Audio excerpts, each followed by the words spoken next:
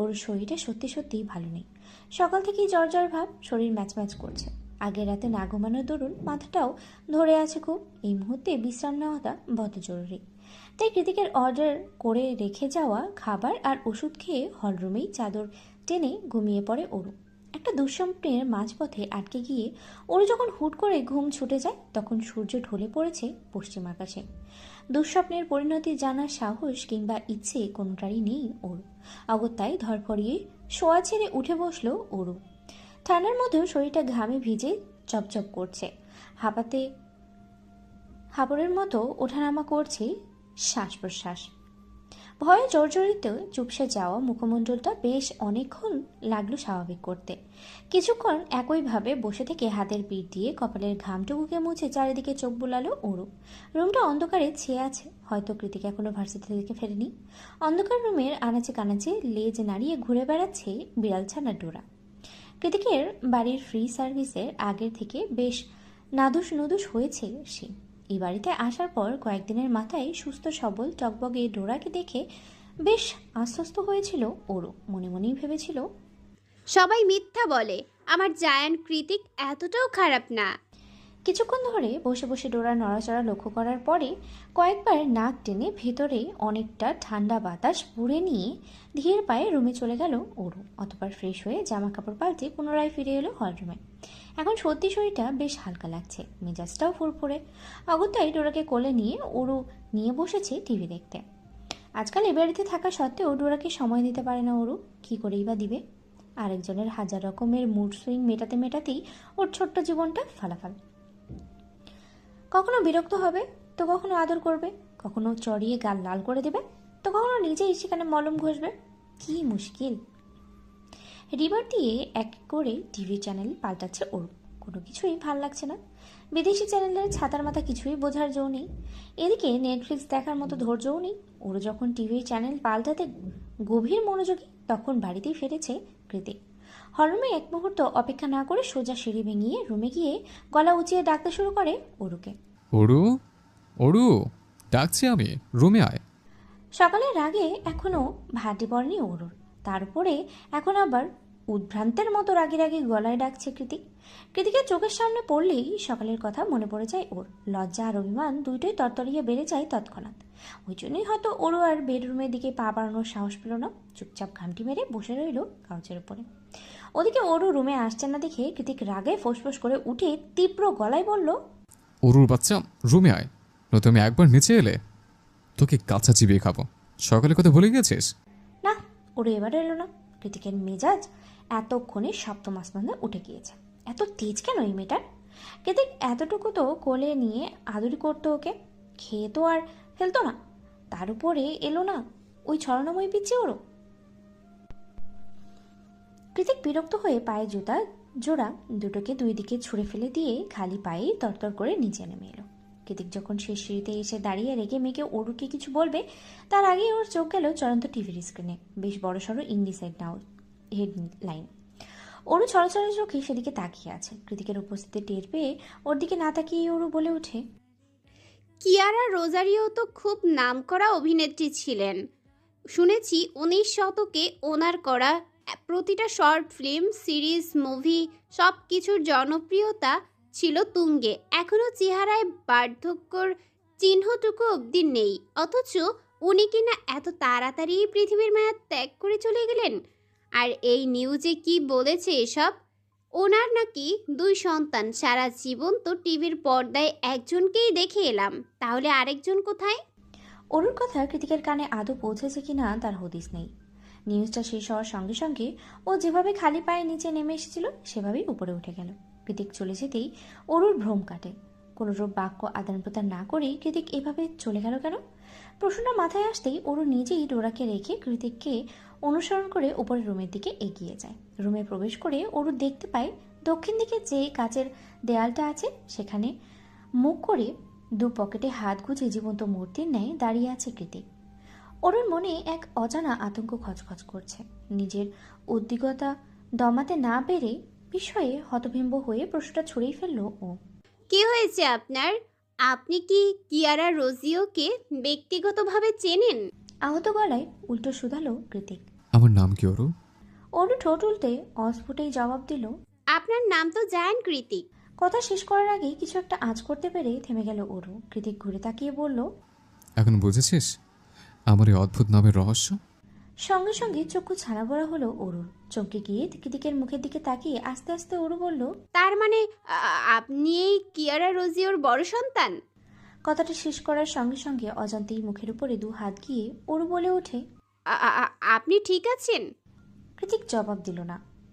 এগিয়ে গিয়ে খাটের উপরে বসে ওরকে নিজের কাছে টেনে এনে দু হাতে শক্ত করে ওর কোমর জড়িয়ে ধরে মাথা ঠেকালো অরুর ছোট্ট পেটে। ওর এমন কাতর ব্যথাতুর স্পর্শে জমে গেল অরু।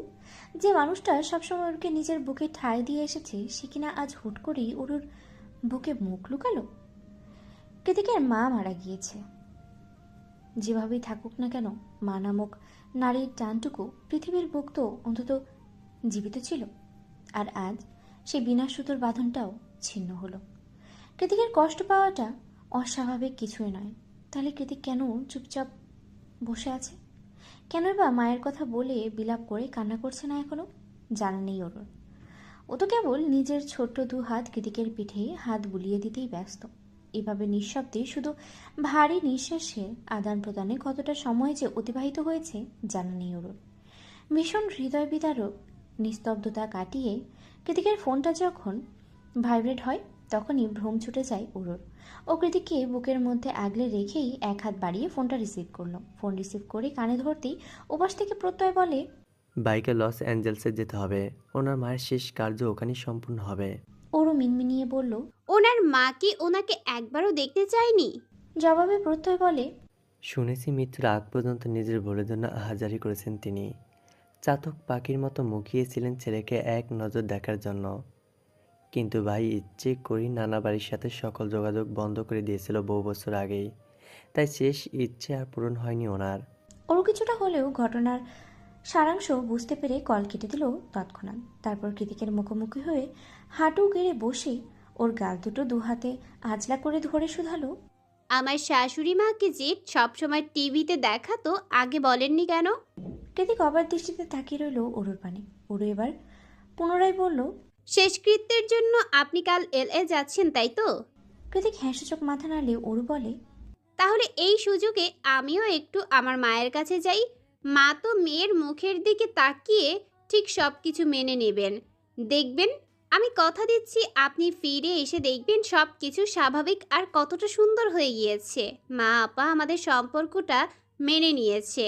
তারপর আমরা প্রতিদিন একসাথে ভার্সিটি যাব, যে যার কাজ করব। ফেরার পথে মায়ের বাসা থেকে রাতে খেয়ে প্রতিদিন বাড়ি ফিরব।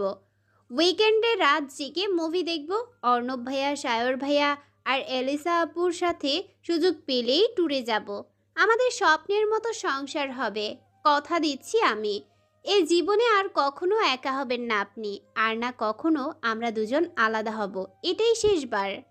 ওর প্রতিশ্রুতির পালা শেষ হলে কৃতিক পুনরায় ওরুকে দাঁড় করিয়ে ওর বুকে মাথা রাখে। চোখ দুটো আবেশে বন্ধ করে নির্লিপ্ত গলায় বলে। এত সত্যি বলে? পুরো দুনিয়াতে তুই ছাড়া আমার আর কেউ নেই ওরু। তুই না থাকলে এই বাড়িটার মতোই আমার হৃদয়টা ফাঁকা হয়ে যায়। কি ভীষণ যন্ত্রণায় কাতরাই আমি, সেটা কেবল আমার হৃদয় জানে।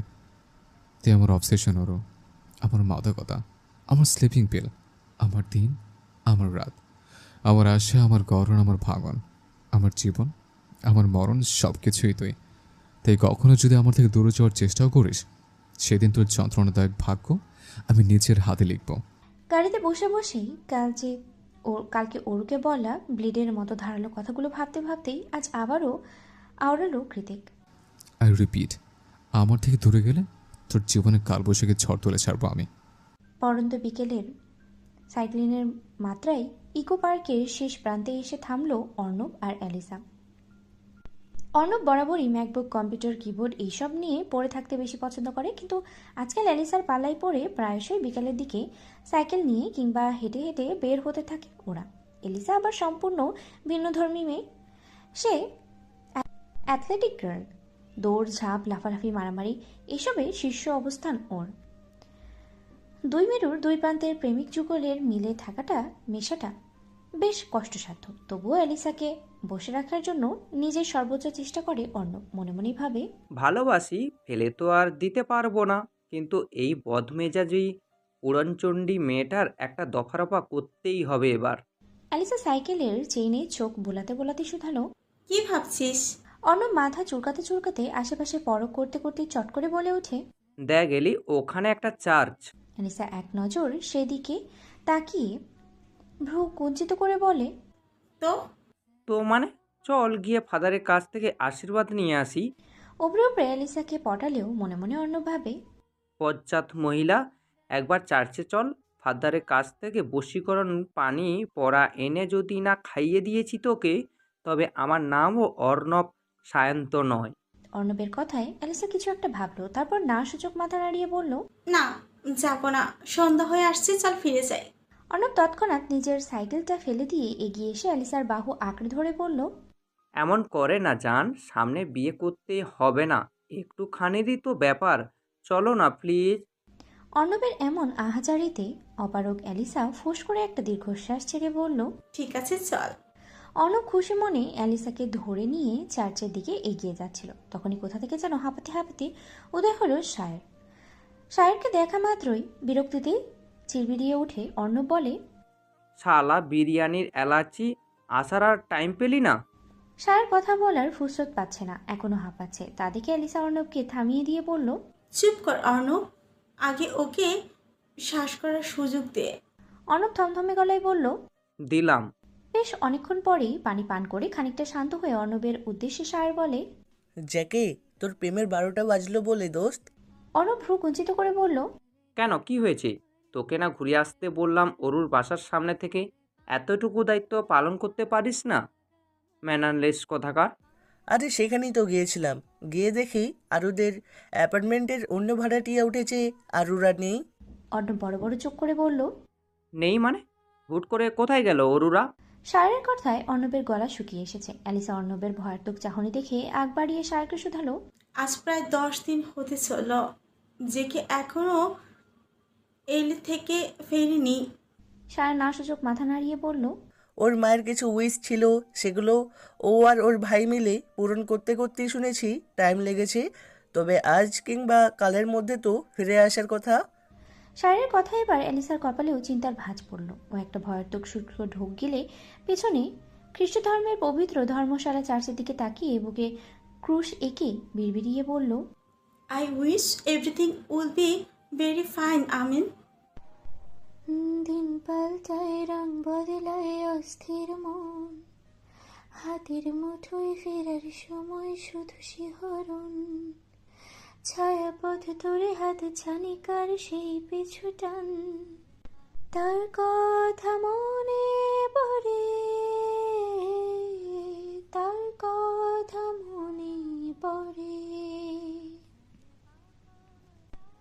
গাড়ির প্লেলিস্টে বাজতে থাকা চমকপ্রদ লাইনগুলো শেষ হতে না হতেই সহসা থেমে গেল ব্ল্যাক মার্সিডিজ গাড়িটা। জানালার কাঁচ নামিয়ে সেই তখন থেকে নিকোটিনে ধোঁয়া ওড়াচ্ছে কৃতিক, যার দরুন গাড়িটা থেমে যাওয়া সত্ত্বেও প্রত্যেকে আগ বাড়িয়ে আর কিছু প্রশ্ন করল না ও, বরং মসৃণ চামড়া দিয়ে তৈরি প্রশস্ত গদিতে পায়ে পা তুলে বসেই দুঠোঁটের ফাঁক দিয়ে ধোয়ার কুণ্ডলি ছেড়ে অন্য হাতে মোবাইল তুলে কল লাগালো ব্ল্যাক হার্ট দিয়ে ইমোজি দিয়ে সেভ করা একটা নাম্বারে।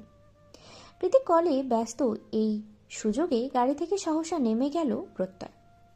আজ 13 দিনের মাথায় লস অ্যাঞ্জেলেস থেকে সান ফ্রান্সিসকো ফিরেছে ওরা।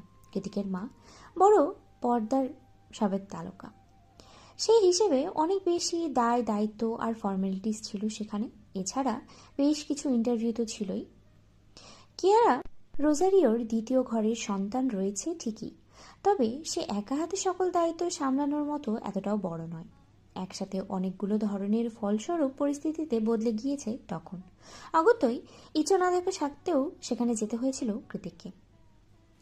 আর আজ কাঁধে জমে থাকা মাতৃত্বের শেষ দায়িত্বটুকু অবসান ঘটিয়ে সান ফ্রান্সিসকো ফিরে আসার আগেই অরুকে নেয়ার উদ্দেশ্যে ওদের ভবনের সামনে এসে গাড়ি থামাতেই নির্দেশ করে কৃতিক। প্রত্যয় নিজেও অবশ্য মনে মনে এটাই চেয়েছিল, কারণ ও নিজেও তো অনুকে দেখে না বহুদিন। কৃতিকার অরুকে নিয়েই সেই যে রাগারাগি হলো। তারপরে প্রতিদিন ফোনে কথা হলেও মায়ের ভরে ততস্ত্র অনু সামনাসামনি দেখা করার সাহস করে উঠতে পারেনি আর। তাছাড়া গত 13 দিন ধরে তো ফোনের যোগাযোগটুকুও পুরোদমই বন্ধ। এই জন্যই তো বহুদিনের দূরত্বে প্রত্যয়ের হৃদয়টাও পুড়ছে খুব। দিনের আলোকে পায়ে মারিয়ে সন্ধ্যা নেমেছে, এই তো কিছুক্ষণ হলো। পশ্চিম আকাশে এখনো সূর্যের সোনালি আবিরের ছটা। গোধূলি সন্ধ্যায় তীব্র হওয়া হয়েছে প্রকৃতি, যার দরুন ভবনের পাশে টাঙানো যুক্তরাষ্ট্রের বিশাল সাইজের এক ফালি পতাকাটা পতপত করেই উঠছে। সেই সাথে উঠছে প্রত্যয়ের কপাল ছুঁই ছুঁই লম্বা চুলগুলো। নতুন করে টাঙানো পতাকাটাতে এক নজর বড় করে তরা গতিতে ভবনের দিকে চোখ সরিয়ে নিল প্রত্যয়। একতলা দুতলা ছাড়িয়ে নজরবন্দি হলো 3 তলায় অবস্থিত কর্নারের অ্যাপার্টমেন্টটা। ভর সন্ধ্যাবেলাতেও সেথায় নিকোষ কালো অন্ধকার বিরাজমান। কোনো রুমে এক ফোঁটা আলো জ্বলছে না। পুরো ভবনে এই একটা অ্যাপার্টমেন্টেরই এই হাল দেখে বিস্ময় বিমূঢ় হলো প্রত্যয়ের হাসি হাসি মুখখানা। অনু রুমের টানা বারান্দায় চোখ বুলিয়ে অস্ফুটতেই বিড়বিড়িয়ে প্রত্যয় বলে, ব্যাপারটা কি? অনু তো সব সময় ঘরের সন্ধ্যাবাতি জ্বালিয়ে দেয়, তাহলে আজ কোথায় গেল সব?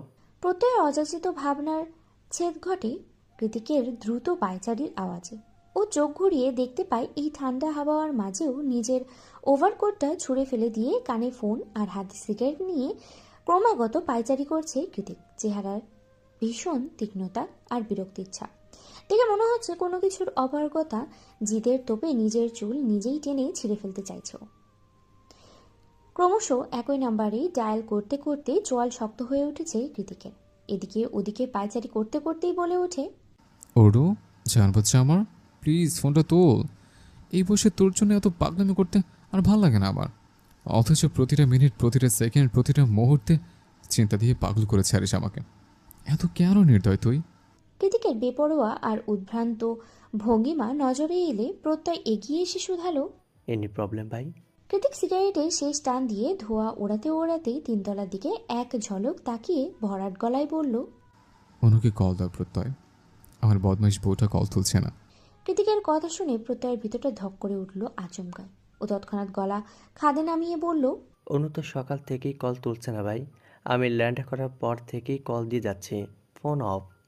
প্রত্যয়ের কথায় কৃতিকের শক্ত চোয়াল ধারালো হয়ে উঠল কিছুটা। বাজ পাখির মতো তীক্ষ্ণ নজরটা পুনরায় চলে গেল 3 তলায় টানা বারান্দায়। তিমিরে ঢাকা বারান্দায় দিকে কয়েক সেকেন্ড তাকাতেই চট করে কৃতিকের সুকৌশলী মস্তিষ্কটা খারাপ কোনো কিছুর পূর্বাভাস অনুভব করল।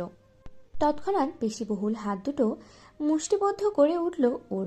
ছুরির ফলার মতো ধারালো নজরটা প্রত্যয়ের দিকে ঘুরিয়ে দাঁতে দাঁত পিষে কৃতিক হুমকির স্বরে বলল, প্রত্যয়, উপরে যাও। ভেতরে কে আছে না আছে, কে কি করছে, কে কি বলছে, কিচ্ছু দেখার দরকার নেই। সোজা গিয়ে ওরুকে টানতে টানতে নিচে নিয়ে এসো। কৃতিকের কথাই হ্যাঁ সূচক মাথা নাড়িয়ে প্রত্যয় ভবনের দিকে চলে গেলেও কৃতিকের মন বলছে ওরু উপরে নেই। ওরু যদি উপরেই থাকতো তবে তো ঠিকই টের পেত কৃতিকের হৃদয়। আর ওই জন্যই সে সন্দেহটুকু হঠাৎই প্রত্যয়কে পাঠালো। প্রত্যয় চলে গেলে কৃতিক গাড়ির ডিকিতে হেলান দিয়ে চোখ দুটো খিচে বন্ধ করে নিল। প্রচণ্ড যন্ত্রণায় মাথা ফেটে যাচ্ছে ওর। তার সাথে যোগ হয়েছে হৃদয়ের লীলেহা। একটা মেয়ের জন্য আর কত? আগে তাও শারীরিক মানসিক দুটোই দূরত্ব ছিল, ভালোবাসাটা একতরফা ছিল। কৃতিক নিজেকে ব্যাপকভাবে সামলে নিয়েছে বহু বছর, কিন্তু এখন সবটা পাওয়া হয়ে গিয়েছে। ওর শরীরের প্রত্যেকটা খাঁচে খাঁচে কৃতিকের তীব্র ভালোবাসার স্পর্শ জড়ানো, সেই সাথে হৃদয় উপচানো মায়া তো আছেই। এখন কি করবে কৃতিক? পেয়ে হারানোর ব্যথাটা চেয়ে বড্ড যন্ত্রণাদায়ক। ওর কি তা বোঝে না?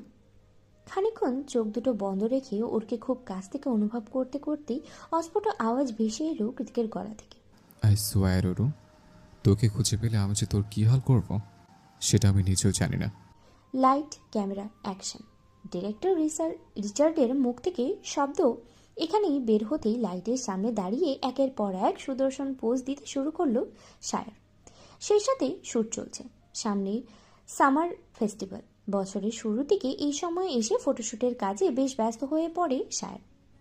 রোগা পাতলা লম্বাটে গড়ন আর ব্রাউন স্কিন টোনের শায়ারের নিখুঁত চেহারা আর আত্মবিশ্বাসী র্যাম্প ওয়াকের দরুন Gucci, Louis Vuitton, Nike, Calvin ক্লাইনের মতো পৃথিবীর সেরা নামি দামি প্রায় অনেকগুলো ব্র্যান্ডেরই সুপার মডেলের খেতাব পেয়েছে শায়ারের ঝুলিতে। এত সাকসেস আর প্রতিপত্তির বাইরে গিয়ে না পাওয়া তালিকাটাও বৃহত্তর। আর এখন এই সময়ে এসে সবচেয়ে বেশি প্রয়োজন ওর এই জীবনে, সেটা হলো জীবনসঙ্গী, যাকে এখনো খুঁজে পাওয়া হয়নি শায়ারের। কি জানি কবে পাবে, কার নামেই বা লেখা আছে ওর ভাগ্যজোড়া।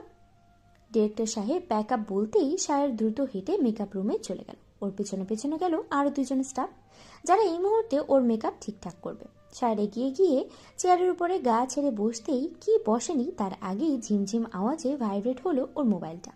কে কল দিয়েছে দেখার জন্য মোবাইলটা চোখের সামনে ধরতেই তড়াক করে লাফিয়ে উঠল শায়ার। ফোনের স্ক্রিনে কৃতিকের রাগি রাগি চেহারাটা ভাসছে, তার উপরে গুটি গুটি ইংরেজি অক্ষরে লেখা আছে ব্রিটিশ হিটলার। কৃতিক কল করেছে, তাও এই সময় ব্যাপারটা সন্দেহজনক। ফোনের দিকে তাকিয়ে মনে মনে শায়ার বলে, এবার কি করব, কি উত্তর দেব? কলটা কি কেটে দিব? কিন্তু কল না ধরলে তো আরেক বিপদ। হিটলারের বাচ্চা সোজা শুটিং সেটে এসে কিলিয়ে যাবে, তখন আবার মান ইজ্জতের ব্যাপার। কিছুক্ষণ একইভাবে ফোনের দিকে চেয়ে থাকে, চোরের মতো এপাশ ওপাশ তাকিয়ে কয়েক দফা শুষ্ক ঢোক গিলে ফোন রিসিভ করে ভয়ে ভয়ে কানে ধরল শায়ার। ফোন তোলার সঙ্গে সঙ্গেই এপাশ থেকে হ্যালো ট্যালো বলার কোনো ফুরসত না দিয়েই ওপাশ থেকে চেঁচিয়ে উঠল কৃতিক। শায়ারের বাচ্চা, আমার ওরু কই? কৃতিকের কথায় ছোট্ট করে একটা দীর্ঘশ্বাস চালো শায়ার। মনে মনেই বলল, জানতাম যত দোষ সায়র ঘোষ। শায়র, উত্তর দে। অর্ণবকে আমি বলে যাইনি ওর দিকে খেয়াল রাখতে। কোথায় হতচ্ছাড়া, ওরুকে খুঁজে না পেলে কিন্তু এলিসাকে আমি নিজে দাঁড়িয়ে থেকে অন্যত্র বিয়ে দেবো, কথাটা বলে দিস ওকে। কৃতিক রাগে কাঁপছে, কথার টোনে তো স্পষ্ট বোঝাই যাচ্ছে। তাই শায়র আর কোনো রূপ মস্করা কিংবা ভনিতা না করেই বলল, আরও যে নেই সেটা আমরাও 2 দিন আগে জেনেছি। তোর কথা মতো খোঁজ নিতে গিয়ে জেনেছি। পরে উপায়ন্তর না পেরে অর্ণব আরুর বোনের ফোন নাম্বার জোগাড় করে লোকেশন ট্র্যাক করার চেষ্টা করেছিল, কিন্তু কাজ হয়নি। ফোনটা বন্ধ। লাস্ট লোকেশন ওদের অ্যাপার্টমেন্টই। কৃতিক ক্রোধে ফেটে পড়ে বলল, হাতারাম, তাহলে কেন আগে জানাস না আমাকে? এতদিন পরে এখন আমি কোথায় খুঁজবো ওকে? শায়র ভয়ার্থক কণ্ঠে বলল। তুই রেগে যাবি, দুশ্চিন্তা করবি, তাই সাহস কুলাইনি। ওর কথায় কৃতিক দাঁত খিচে বলে ওঠে, তা এখন কি আমি ঠিক আছে? তোর কি মনে হয়? শায়র জবাব দিল না। অপর পাশে নীরবতা আঁচ করে কৃতিক নিজের অতিরিক্ত ক্রোধ দমিয়ে গলায় একটু খাদে নামিয়ে বলল, অর্ণব কোথায়? ফোন কেন তুলছে না ও? শায়র বলল, তোর ভয়ে ফোন টোন বন্ধ করে কোথায় যেন ঘাপটি মেরে আছে, মেবি এলিসার বাসায়। ফক অফ। কৃতিক শেষ কথাটা বলার সঙ্গে সঙ্গেই পিটপিট করে কলকাটার আওয়াজ ভেসে এলো। শায়র একটা স্বস্তির নিঃশ্বাস ছেড়ে বলল, যাক, এই যাত্রায় বেঁচে গেলাম। অতপর পরেক্ষণেই কপাল জুড়ে শুষ্ক চিন্তার ভাঁজ পড়ল ওর। আয়না নিজের প্রতিবিম্বের দিকে তাকিয়ে বিড়বিড় করে আওড়ালো শায়র, কোথায় যেতে পারে আরু? একটা ক্রোধিত গর্জনের সঙ্গে সঙ্গে মোবাইল ফোনটা শরীরের সর্বশক্তি দিয়ে পাহাড়ের ঢালে ছুঁড়ে মারল কৃতিক। সন্ধ্যা রাতে যা ভেবেছিল তাই হয়েছে। শুধু ওরু কেন, ওরুর একটা চিহ্ন পর্যন্ত পড়ে নাই কৃতিকের জন্য। আর এই ব্যাপারটা জ্বালিয়ে পুড়িয়ে শেষ করে দিচ্ছে কৃতিককে। হৃদয়ের অসহ্য যন্ত্রণা আর মস্তিষ্কে জ্বলতে থাকা আগ্নেয়গিরির দাবানল যেন একসাথে গ্রাস করে নিচ্ছে ওকে। প্রচুর মানসিক চাপে নিজের অজান্তেই বারবার হাতের পিঠ দিয়ে নাক ঘষে যাচ্ছে সেই সন্ধ্যা থেকে। মাথাটাকে সামান্য একটু ক্ষণিকের নিস্তার দিতে দিয়াশালায় দিয়ে আবারও সিগারেট ধরিয়ে নতুন উদ্যমে নিকোটিনের ধোঁয়া বাষ্পিত করতে ব্যতিব্যস্ত হলো কৃতিক। সন্ধ্যা থেকে কতবার যে স্মোক করেছে সে খেয়াল নেই ওর।